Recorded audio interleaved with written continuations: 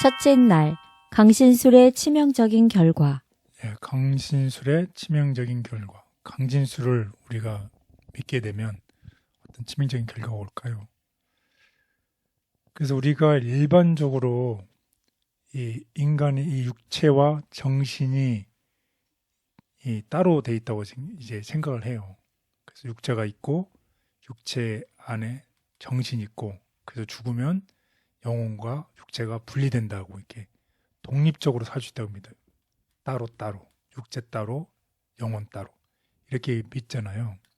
그런데 성경에서는 특별히 데살로니가전서 5장 23절에 보면 이 인간을 세 가지의 부분으로 되어 있다고 생각을 하는 거예요. 영과 혼과 몸이 온전하다고 온전하라고 이렇게 얘기를 하고 있잖아요. 영과 혼과 몸. 그런데 일반적으로 성경 위에 사람들이 생각하기에는 이 육체와 영혼이 independent, 이렇게 따로따로 서로가 관계없이 살아갈 수 있다고 생각하는 반면에 성경에서의 영과 혼과 몸은 서로 연결되어 있다는 거예요. 서로 유기적으로. 그 영과 혼과 몸이 인간을 표현하는 이 모습이라는 거죠. 서로가 이렇게 따로 떨어져 있는 것이 아니라, 따로 독립해서 살 수 있는 게 아니라 서로 상호 의존적이라는 거죠. 그래서 창세기 2장 7절에 보면 인간을 창조하시는 이 과정이 나오잖아요. 네. 몸을 창조할 때 어떻게 창조하나요? 이 흙에다가 하나님이 생기를 넣었을 때 생기가 생령이 되잖아요. 네. 그래서 결국은 이제 이 몸에다가 하나님의 영, 생령을 넣었을 때에 생령이 됐는데, 이 생령이 이 히브리어로 네펫이라는 말인데, 네펫이는 이 영혼으로도 번역이 되고 이 존재로도 번역이 되는 거지. 그러면 이제 사람들이 몸에다가 생기를 불어넣었으니 생명이 되었다, 산 사람이 되었다. 쉽게 얘기하면 산 존재가 되었다는 말인데, 산 영혼이 되었다는 말로도 번역이 가능하다는 것이 영혼. 그렇다고 하면 반대로 사람이 이렇게 태어났어요. 그 사람이 이제 죽으면 반대 작용으로 가야 되잖아요. 네. 생령, 이 영혼이 죽게 되면 이 몸은 썩어져 나가는 것이에요. 그 생기는 하나님께로 돌아가는 것이에요. 그냥 마치 이 전기를 켜면, 우리가 스위치를 딱 켜면 전기가 딱 들어오잖아요. 네. 근데 스위치를 딱 끄면 그냥 꺼져버리는 것이에요. 그래서 영원, 생령은 어떻게 되는 것이에요? 그냥 더 이상 존재하지 않는다는 것이에요. 우리 생명의 숨결이 떠나면 우리는 더 이상 존재하지 않는 것처럼, 우리의 영혼, 모든 것이 혼과 영과 다 결합된 이 영혼이 어떻게 된다는 것이에요? 더 이상 존재하지 않는다는 것이 성경의 가르침이라는 거지. 다 죽으면 영혼은 이제 살아서 돌아다닌다, 이렇게 하는 것은 영혼 불멸설이고, 성경에서는 죽으면 몸은 썩게 되고 생기는 하나님께 돌아오고, 이 생령, 이 영혼은 더 이상 존재하지 않는다는 것이. 네, 결국은 영혼 불멸설과 영혼 멸설, 그 두 가지가 어떤 것이 옳은지를 네. 우리가 배우고 우리가 그것을 알게 되는 것입니다. 성경은 뭐라고 얘기를 하나요? 전도서 9장 5절. 산 자들은 죽을 줄을 알되 죽은 자들은 아무것도 모르며 그들이 다시는 상을 받지 못하는 것은 그들의 이름이 잊어버린 바 됨이니라. 욥기 7장 7절에서 9절. 내 생명이 한낮 바람 같음을 생각하옵소서. 나의 눈이 다시는 행복을 보지 못하리이다. 나를 본 자의 눈이 다시는 나를 보지 못할 것이고 주의 눈이 나를 향하실지라도 내가 잊지 아니하리이다. 구름이 사라져 없어짐 같이 수올로 내려가는 자는 다시 올라오지 못할 것이오니. 이사야 8장 19절 20절. 어떤 사람이 너희에게 말하기를 주절거리며 속살거리는 신접한 자와 마술사에게 물으라 하거든.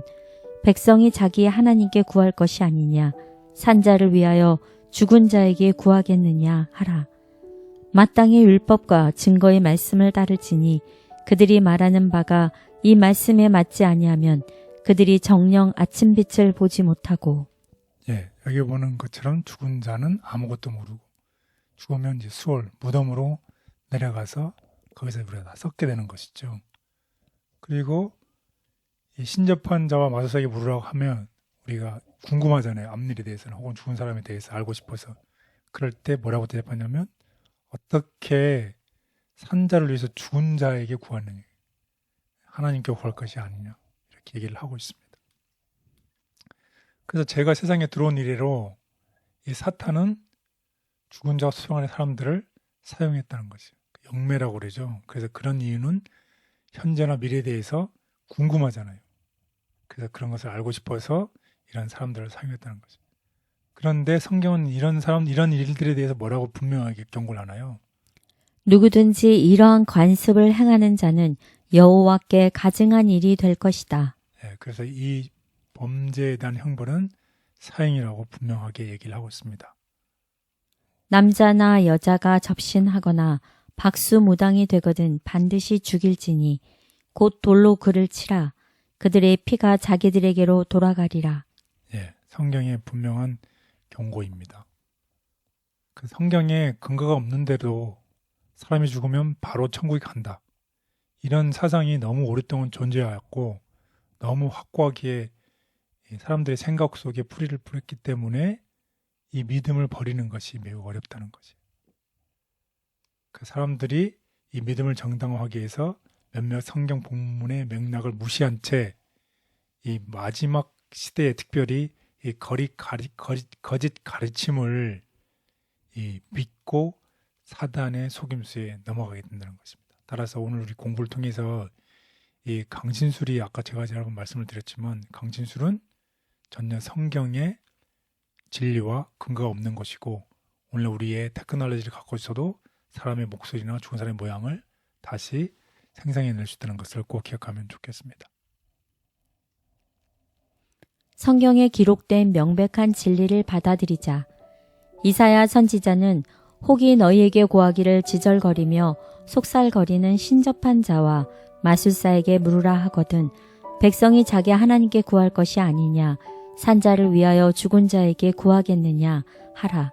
마땅히 율법과 증거의 말씀을 쫓을지니 그들의 말하는 바가 이 말씀에 맞지 않냐면 그들이 정령이 아침을 보지 못한다고 말한다.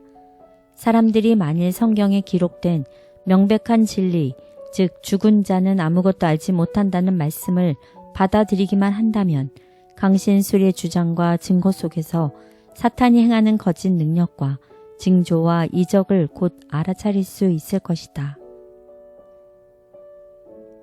강신술은 세상을 사로잡기 원하는 사탄의 계획의 핵심이다.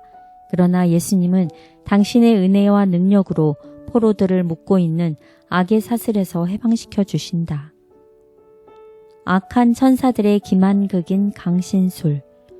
오늘날의 점쟁이들과 천리안을 가졌다는 자들은 이교 시대의 마술사와 같이 강신술의 영매들이다. 엔돌과 에베소에서 발한 신비스러운 음성들은 여전히 그들의 거짓말로 사람들을 그릇된 길로 인도하고 있다. 우리의 눈앞에서 휘장이 거쳐질 수 있다면 우리는 사람들을 기만하여 멸망시키려고 온갖 술책을 다 쓰고 있는 악한 천사들을 볼 수 있을 것이다. 인간적인 생각과 욕심을 따라 만들어진 것에 휩쓸려 우리는 거짓을 분별하지 못하고 사탄의 유혹 앞에 취약합니다. 자기 생각, 욕심, 고집을 주님 앞에 겸손히 내려놓게 도와주시고 하나님 말씀과 진리로 우리 마음과 삶을 보호하여 주옵소서. 예수님의 이름으로 기도드렸습니다.